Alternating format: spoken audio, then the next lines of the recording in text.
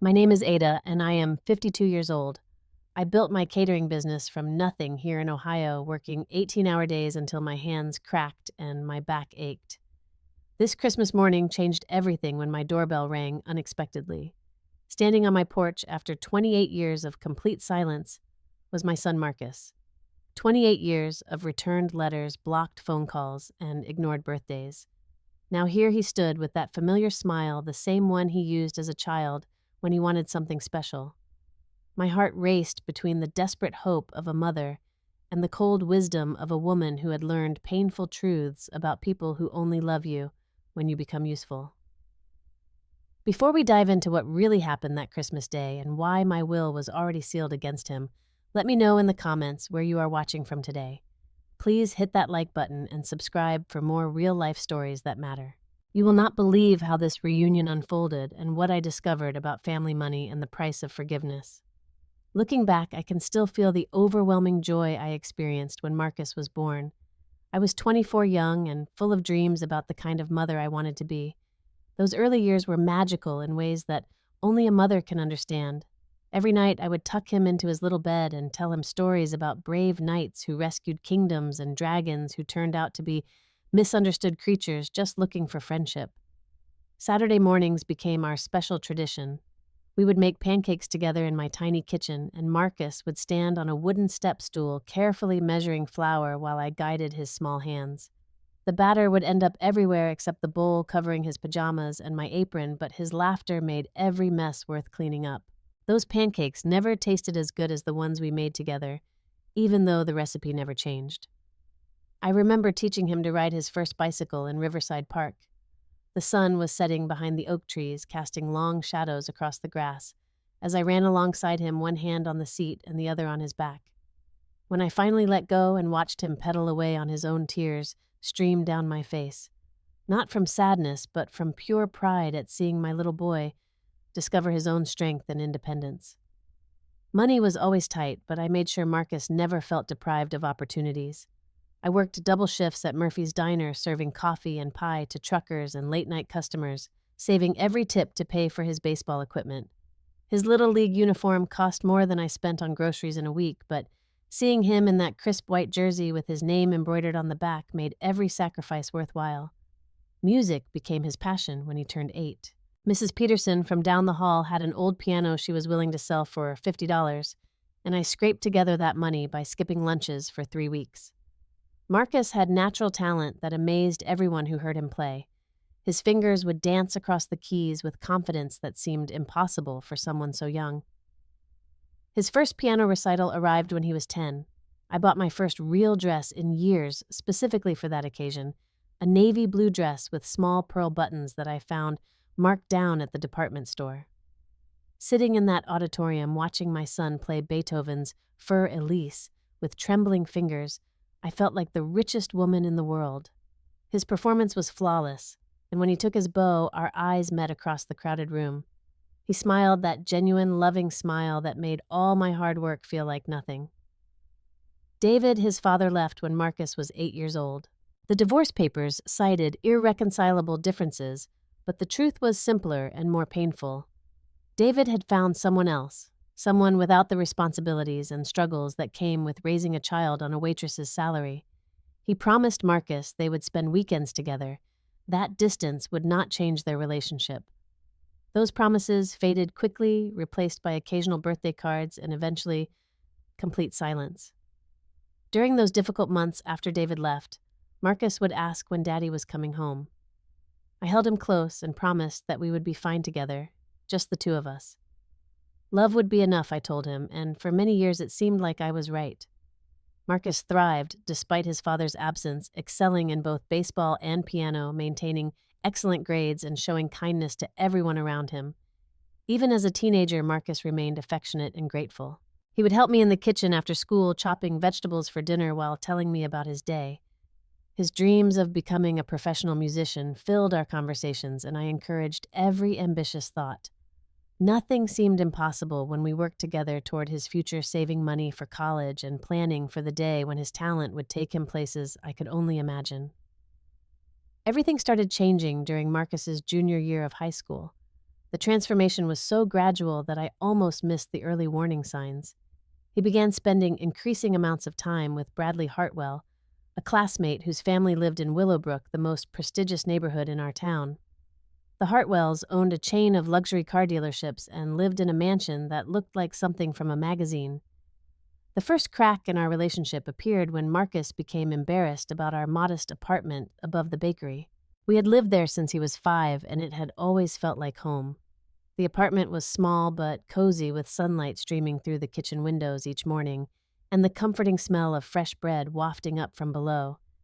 Suddenly, Marcus began making excuses when his friends wanted to visit, claiming we were renovating, or that I was too busy with work to have company. My old Honda became another source of his shame. That car had served us faithfully for 8 years, getting Marcus to school baseball practice and piano lessons without fail. When I arrived to pick him up from school one afternoon, I noticed Marcus standing far from the pickup area, pretending not to see me until all his classmates had left. When he finally climbed into the passenger seat, he asked why we could not afford something newer, something that did not make embarrassing noises when I started the engine. The most painful moment came during parent-teacher conferences. I had rushed home from my evening shift at the diner, still wearing my uniform with the Murphy's Diner logo embroidered on the pocket. As we walked toward the school entrance, Marcus stopped suddenly and asked if I could dress up for once. He suggested I should have changed into something nicer, something that would not embarrass him in front of the teachers and other parents.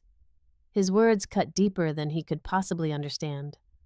Our family traditions began disappearing one by one. Movie nights, which had been sacred time for just the two of us, became inconvenient interruptions to his social plans. When I asked about his day, he would respond with one-word answers or irritated sighs, as if my interest in his life was somehow bothersome. The boy who used to tell me everything was becoming a stranger who shared nothing. I started finding expensive items in his room that I knew we could not afford. A watch that looked like it cost more than I made in a month appeared on his dresser. Designer shoes that I had never seen before showed up in his closet. When I asked about these mysterious gifts, Marcus claimed they were presents from Bradley's family, given out of generosity and friendship. Mrs. Hartwell, he explained, liked to buy things for Bradley's friends because she enjoyed seeing young people look their best. The explanation felt wrong, but I wanted to believe my son was telling the truth. I convinced myself that wealthy families sometimes did show generosity toward their children's friends, and perhaps the Hartwells genuinely cared about Marcus's well-being. Looking back, I should have trusted my instincts and asked more questions, but maternal love has a way of making us see what we want to see rather than what is really there. Marcus began criticizing our lifestyle in ways that broke my heart into smaller pieces each day. He complained about our simple meals, comparing them unfavorably to the elaborate dinners served at Bradley's house. He questioned why we shopped at discount stores instead of the upscale boutiques where his new friends purchased their clothes. Most painfully, he started referring to my job at the diner as embarrassing, suggesting that other parents had real careers while I was just serving food to strangers. The scholarship letter from Northwestern University arrived on a Tuesday in March, and I screamed with joy so loudly that Mrs. Garcia from next door came running to make sure everything was okay. Marcus had been awarded a full scholarship for music recognition of his incredible talent and years of dedicated practice. This was the moment we had worked toward since those early piano lessons, the validation of every sacrifice and every dream. My pride was overwhelming, but so was the realization that even a full scholarship would not cover all his expenses. Dormitory costs, textbooks, meal plans, and countless other fees added up to thousands of dollars we simply did not have. I started working extra catering jobs on weekends, sometimes preparing food for 3 different events in a single day. My hands were constantly stained from food preparation, and my back ached from standing for 16-hour shifts, but Marcus's future was worth every moment of discomfort. The most painful sacrifice was selling my grandmother's antique jewelry. The delicate pearl necklace and matching earrings had been passed down through 3 generations, the only valuable things my family had ever owned. I took them to a jewelry store downtown, where the appraiser offered me $1,200 for pieces that held a lifetime of memories. The money would pay for Marcus's textbooks and supplies for his entire freshman year, so I signed the papers and walked away with cash and an empty jewelry box. I even started skipping meals to save money for his expenses. Breakfast became black coffee, lunch became an apple or a slice of bread, and dinner became whatever leftovers I could find. Marcus never noticed my weight loss or the way my clothes began hanging loose on my shrinking frame. He was too focused on his upcoming adventure and the exciting new life waiting for him at Northwestern. The day we drove to Chicago for freshman orientation was both the proudest and most terrifying day of my life. I helped Marcus set up his dormitory room, hanging his clothes in the tiny closet and arranging his books on the desk by the window. His roommate was a friendly boy from California whose parents owned a technology company, and I felt a familiar stab of inadequacy when they mentioned their summer home in Napa Valley. Even during that emotional goodbye, Marcus seemed distant and uncomfortable. When I hugged him farewell, his embrace felt obligatory rather than genuine. He kept glancing around the dormitory lobby as if he was embarrassed to be seen with a mother who looked so obviously out of place among the well-dressed families surrounding us. I drove home alone, crying for 3 hours straight while replaying every moment of our goodbye and wondering if I had done something wrong. The visits home became increasingly rare and tense. During his first semester, Marcus came home for Thanksgiving with stories about his new friends, professors, and opportunities. But something fundamental had changed in the way he looked at our apartment, our neighborhood, and our life together. He seemed to view everything through different eyes, eyes that found our simple existence lacking in ways he had never noticed before. Christmas of his sophomore year brought a devastating new development. Marcus arrived home with Jennifer, his new girlfriend, whose father was a senator from Illinois. Jennifer was undeniably beautiful and obviously intelligent, but she carried herself with the kind of confidence that only comes from a lifetime of privilege and entitlement. Her clothes were perfectly tailored, her jewelry was understated but expensive, and her smile was polite but never quite reached her eyes. I prepared our traditional Christmas dinner, the same menu we had enjoyed for years. Roast chicken with herbs from my small garden, mashed potatoes made from scratch green beans with almonds, and homemade dinner rolls that filled the apartment with the most wonderful aroma. I set our small table with the good china I had inherited from my mother, hoping to create a special atmosphere for Marcus's girlfriend. The dinner was a disaster from the first course. Jennifer made subtle but cutting comments about the apartment's size, the mismatched furniture, and the simple meal I had prepared. She corrected my grammar twice during casual conversation, and when I mentioned working at the diner, she asked if I had ever considered pursuing a real career instead of just serving food. Marcus said nothing to defend me, instead apologizing to Jennifer for our simple accommodations and promising that our next visit would be somewhere more suitable. Phone calls became shorter and less frequent throughout his remaining college years. Birthdays passed without acknowledgement, and holidays became excuses for why he could not come home. I learned about his engagement to Jennifer through social media, seeing photographs of their elaborate proposal at a 5-star resort in the Caribbean. The ring was enormous, the setting was spectacular, and Marcus looked happier than I had ever seen him. The final blow came 3 weeks before his graduation ceremony. Marcus called to uninvite me from what should have been one of the proudest moments of my life.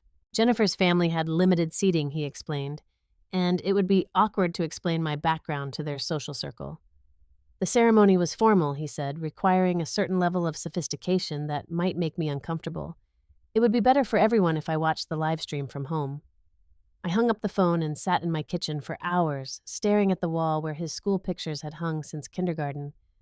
20 years of love, sacrifice, and unwavering support had led to this moment of rejection. My son was ashamed of me, embarrassed by the life we had built together, and ready to erase me from his future, completely. The silence that followed Marcus's graduation was absolute and devastating.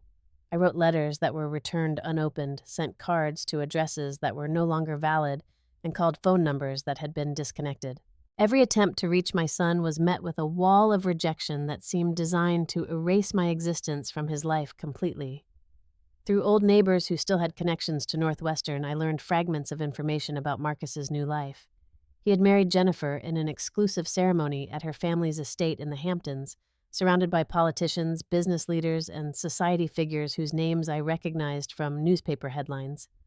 The wedding photographs in the social pages showed a lavish affair with hundreds of guests, elaborate floral arrangements, and a reception that must have cost more than I had earned in 5 years. Marcus had joined Jennifer's father's investment firm immediately after graduation, starting in a position that would typically require years of experience and proven success.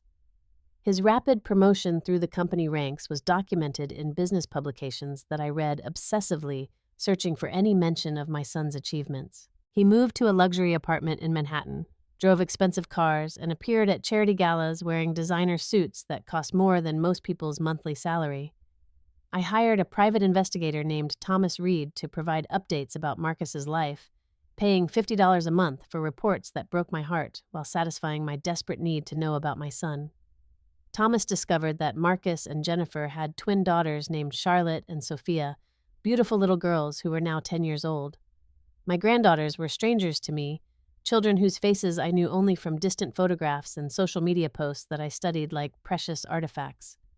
The pain of being completely erased from Marcus's life drove me to work with an intensity that bordered on obsession.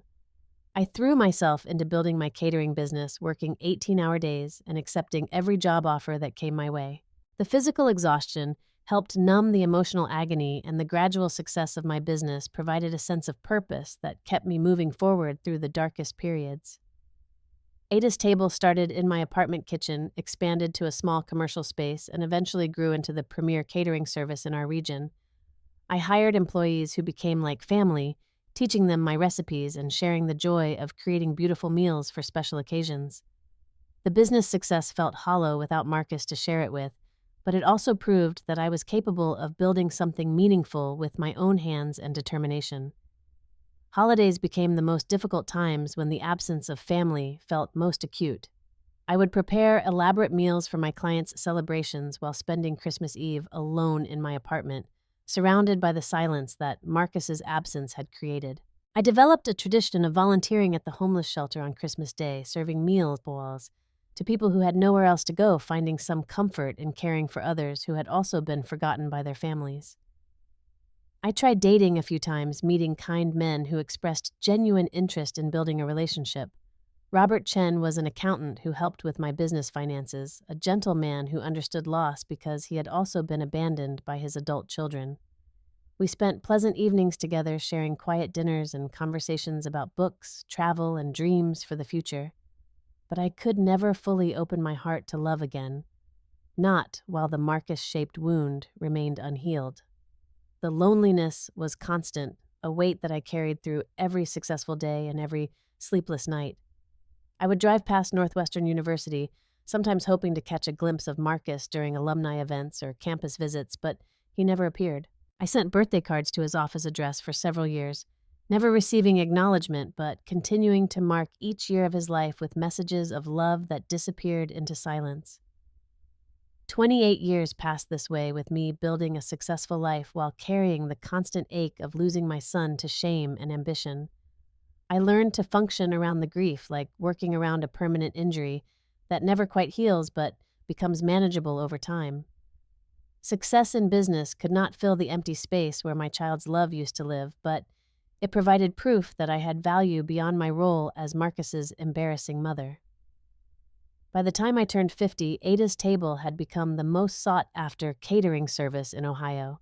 We had expanded to 3 locations, employed 24 people, and earned recognition in national food magazines for our innovative menus and exceptional service. The little business that started in my apartment kitchen was now generating annual revenue that exceeded anything I had ever imagined possible. The success brought opportunities I never expected. Food Network featured my story on a special episode about American entrepreneurs who had built businesses from nothing, highlighting my journey from diner waitress to successful business owner. The producer interviewed me in my commercial kitchen filming as I prepared signature dishes while telling my story of determination and resilience. The episode aired nationally, bringing catering requests from across the country and establishing my reputation beyond our local market. My accountant, Thomas Rodriguez, suggested diversifying my investments, leading me to purchase several properties in our town's historic district. The Victorian houses were beautiful but neglected, requiring extensive renovation that I funded through my business profits. I learned about historical preservation, architectural restoration, and property management, discovering talents I never knew I possessed. The rental income from these properties provided financial security that felt surreal after years of counting every penny. Real estate success led to other investment opportunities.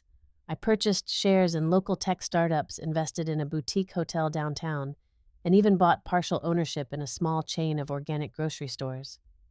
My financial advisor was amazed by my instinct for profitable ventures, attributing my success to the same determination that had built my catering business from scratch. The money brought freedom to travel and experience things I had only dreamed about during those struggling years. I took cooking classes in Tuscany, learning traditional techniques from Italian grandmothers who had been perfecting their recipes for generations. I spent 2 weeks in France studying pastry making in a professional kitchen while staying in a charming bed and breakfast overlooking lavender fields. These experiences enriched my cooking and expanded my understanding of food as cultural expression. Patricia Williams became my closest friend, a fellow businesswoman who owned a successful marketing company and understood the challenges of building something from nothing. We met at a Chamber of Commerce event, bonding immediately over shared experiences of working twice as hard as men to earn half the respect. Patricia became the sister I never had, providing emotional support, business advice, and genuine friendship that helped heal some of the loneliness that had defined my life since losing Marcus. My charitable work expanded along with my financial capacity. I established a scholarship fund for single mothers pursuing business education, understanding firsthand how difficult it was to balance motherhood with career ambitions. The fund provided tuition assistance, childcare support, and mentorship programs that helped dozens of women achieve their dreams despite overwhelming obstacles. The phone call came on a Tuesday morning in November while I was reviewing catering contracts in my office. My assistant Jennifer knocked softly before announcing that someone claiming to be my son was on the phone. My hands trembled as I picked up the receiver, hearing Marcus's voice for the first time in 28 years. His tone was casual, almost friendly, as if we had spoken yesterday, rather than nearly 3 decades ago. He explained that he had found my number through business directories, having learned about my success through mutual acquaintances. He was in the area for business, Pasha, he said, and thought it might be nice to catch up after all these years. The conversation felt surreal, as if I was speaking to a polite stranger who happened to share my son's voice. Marcus carefully avoided mentioning the upcoming holidays, his family, or expressing any genuine remorse for the years of silence. Instead, he focused on my business achievements, asking detailed questions about my properties, investments, and future plans. He complimented my success with the kind of enthusiasm typically reserved for discussing profitable business ventures rather than personal accomplishments. I agreed to meet him despite every instinct warning me about his motives. The maternal love that had never died hoped desperately that Marcus had genuinely changed that success, had taught him the value of family, and that we might finally rebuild the relationship that had been shattered so many years ago. But the businesswoman I had become recognized the calculated nature of his approach, the way he had researched my financial situation before making contact. Marcus arrived at my Victorian house 3 days before Christmas, driving a luxury sedan that cost more than most people's homes. Jennifer emerged from the passenger seat looking older but more calculating than I remembered, her designer outfit perfectly coordinated and her smile as artificially warm as it had been 28 years ago. Charlotte and Sophia, now 10 years old, climbed out of the back seat wearing matching coats that probably cost more than I used to spend on groceries in a month. The reunion felt like a carefully choreographed performance from the moment Marcus embraced me on the front steps. His hug lasted exactly the right amount of time to appear genuine while maintaining emotional distance, and his compliments about my house were delivered with the practiced enthusiasm of someone trying to close a business deal. He walked through my home like an appraiser, commenting on the architectural details, the antique furniture, and the obvious value of the restoration work. Jennifer's behavior was even more transparent. She asked detailed questions about my estate planning, disguised as concern for my health and future well-being.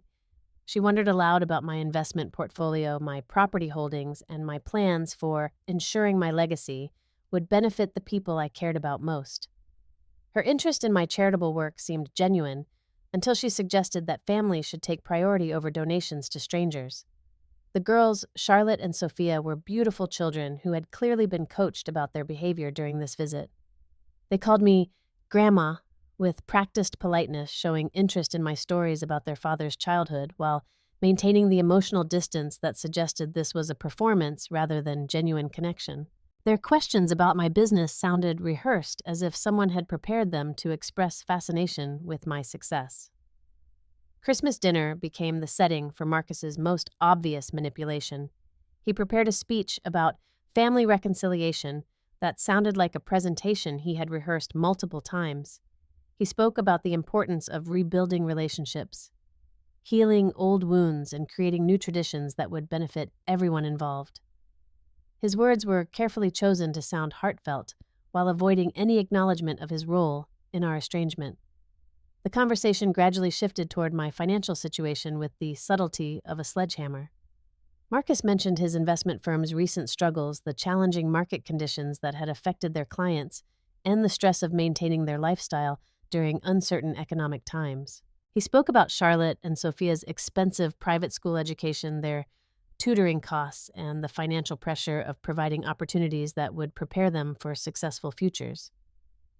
Jennifer joined the manipulation by discussing her volunteer work with various charities, expressing admiration for my philanthropic efforts, while suggesting that family members should receive priority consideration in any estate planning decisions. She mentioned meeting other wealthy women who had created trust funds for their grandchildren, ensuring their family's financial security while still supporting worthy causes. The breaking point came when I overheard Jennifer on the phone with someone, likely her mother, discussing my net worth and inheritance potential as if I was a business opportunity rather than a human being. She mentioned specific dollar amounts, property values, and investment returns that she could only have learned through careful research of my financial situation. Marcus's true purpose became undeniably clear during our final breakfast together. He suggested I might want to ensure my legacy by supporting his daughter's education and his business ventures, presenting these requests as opportunities for me to be involved in their lives rather than demands for financial support. He implied that rebuilding our relationship would require demonstrating my commitment through concrete actions that would benefit his family's future. The manipulation was so obvious and poorly disguised that I felt embarrassed for Marcus, rather than angry at his attempt to use me. This was my son, the boy I had raised with love and sacrifice, reduced to a calculating stranger who saw his mother as nothing more than a source of money to solve his financial problems. 6 months before Marcus's unexpected phone call, I had met with attorney Margaret Wilson to update my will and estate planning documents. Margaret was a sharp woman in her 60s who specialized in helping successful women protect their assets and ensure their philanthropic goals would be achieved after their deaths. She had guided me through the complex process of structuring my estate to maximize its impact on causes I genuinely cared about. The decision to exclude Marcus from my will had not been made in anger or spite, but rather from the calm recognition that money would never restore the relationship we had lost. 28 years of silence had taught me that love cannot be purchased and respect cannot be inherited. If Marcus wanted a relationship with me, it would need to be built on genuine care and mutual respect, not financial incentives.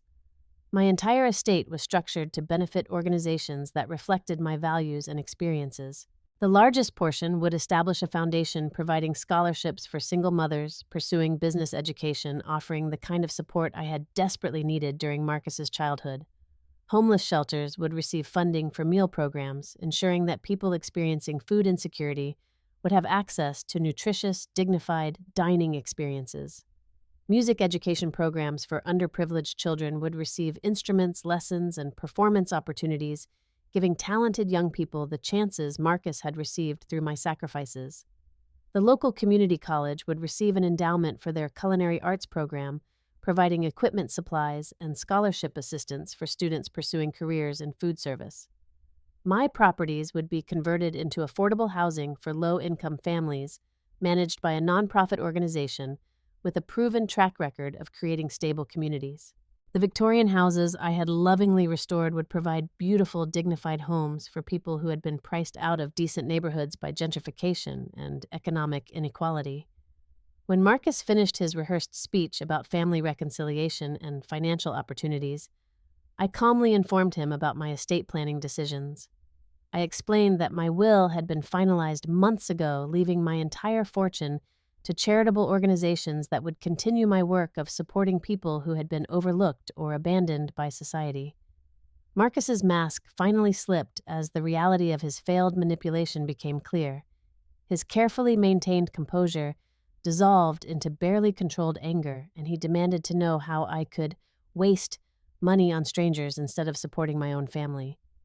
Jennifer's horrified reaction was equally revealing as she calculated the financial loss their visit represented and realized their careful planning had been completely unsuccessful. The argument that followed exposed years of accumulated resentment and entitlement.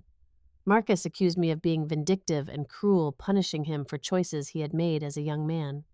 He claimed that family obligations should supersede charitable giving and that blood relationships created automatic inheritance rights, regardless of personal conduct or demonstrated love. I remained calm throughout his outburst, explaining that family was not defined by shared genetics, but by mutual care, respect, and genuine connection. The organizations receiving my estate had shown me more loyalty and appreciation than my own son had demonstrated in nearly 3 decades. They had earned my support through their consistent dedication to helping others, while Marcus had only appeared when my money became useful to him. Jennifer threatened legal action, claiming they would contest the will and fight for their rightful inheritance. She mentioned hiring attorneys challenging my mental competency and pursuing every available legal remedy to overturn my estate planning decisions. Her threats revealed the extent to which they had researched inheritance law and prepared for potential obstacles to accessing my wealth. Their hasty departure that afternoon felt like the final closure I had needed for 28 years. Marcus packed their belongings with angry efficiency while muttering about ungrateful mothers and family obligations. Charlotte and Sophia seemed confused by the sudden change in plans, but they followed their parents without question, trained to adapt to adult decisions they could not understand. As I watched their luxury sedan disappear down my driveway, I felt a profound sense of peace settle over my heart. The maternal love I had carried for decades would always remain, but it was no longer accompanied by hope for reconciliation or guilt about my son's choices. Marcus had shown me exactly who he had become, and that person was not someone I needed to chase or try to please. My healing journey had been supported by Dr. Martinez, a therapist who specialized in family estrangement and parental grief. Through our sessions, I learned that Marcus's rejection reflected his own character limitations rather than any failure on my part as a mother. I had given him love opportunities and unwavering support, and he had chosen to reject those gifts in favor of social climbing and material success. The life I had built without Marcus was full of meaningful relationships, purposeful work, and genuine satisfaction. Patricia remained my closest friend, providing sisterly support and sharing adventures that enriched both our lives. My employees had become an extended family, celebrating milestones together and supporting each other through challenges. Robert Chen had returned to my life 6 months ago, and our mature romance was built on mutual respect, shared values, and genuine appreciation for each other's character. We enjoyed quiet evenings together, traveled to interesting destinations, and supported each other's philanthropic interests. Our relationship demonstrated that love could develop naturally between people who truly valued each other as complete individuals. My volunteer work provided profound fulfillment through direct service to people who genuinely needed assistance. Mentoring young entrepreneurs reminded me daily that success was meaningless without the opportunity to help others achieve their own dreams. The scholarship recipients sent thank you letters that brought more joy than any family gathering Marcus might have attended for financial motives. The peace I felt was not the absence of emotion, but the presence of acceptance and wisdom. I had learned that some relationships cannot be repaired, and that letting go of impossible dreams creates space for authentic happiness. Marcus would always be my son, but I was no longer willing to sacrifice my self-respect or financial security for someone who only valued me as a source of money. True worth, I realized, is not measured by others' recognition, but by the positive impact we make on people who genuinely care about our well-being. My legacy would live on through the students' families and community members who benefited from my success rather than enriching people who had rejected me until my money made me temporarily useful. What would you do if your own child only contacted you after learning about your wealth? Have you experienced family members who disappeared during difficult times but returned when success made you valuable to them? Share your thoughts in the comments below because these stories need to be told and heard. Please, like this video if my story resonated with you and subscribe for more real-life experiences about family forgiveness and finding peace after betrayal. Share this with anyone who has struggled with family relationships that are complicated by money and social expectations. Thank you for listening to my story with open hearts and understanding minds. May you find the strength to choose authentic relationships over convenient ones, and may you build a life filled with people who love you for exactly who you are, not what you can provide. Remember that sometimes the greatest act of love is letting go of people who have already chosen to let go of you.